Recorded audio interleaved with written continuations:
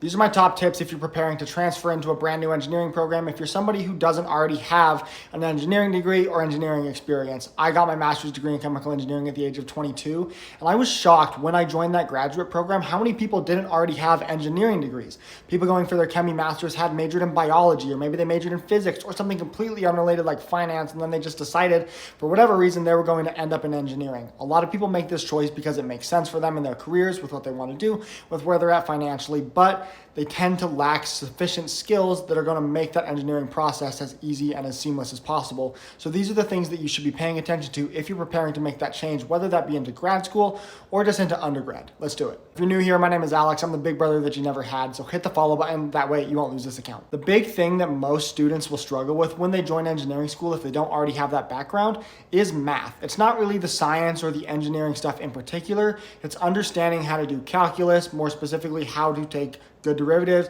do all your integrals, all that sort of stuff. And then beyond that, understanding ordinary and partial differential equations, especially if you're looking at the grad school stuff. A lot of grad school, especially in chemical engineering where I was, you're doing a lot of differential equations, so you need to understand that, linear algebra, all those sorts of things. So if you're not already understanding those things, find a tutor, go online, check out Khan Academy, do your best to understand these concepts because you will need to understand. The next thing that I think is really important is getting a general baseline understanding of engineering just as an entire practice, be it chemi, civil, mechanical, aerospace, whatever. It's important to just understand what an engineer does and how that separates you out from the other STEM majors.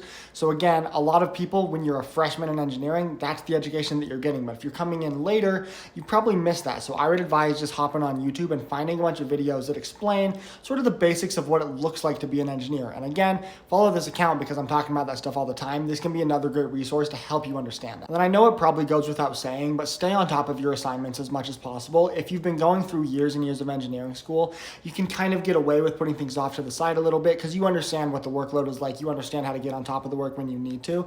But if you're brand new to this engineering school grind, you need to make sure you're on top of your assignments as much as possible because you do not want to fall behind, because once you fall behind, it is just a train that will keep on chugging. And if you get behind that wheel, you are going to fall behind so bad.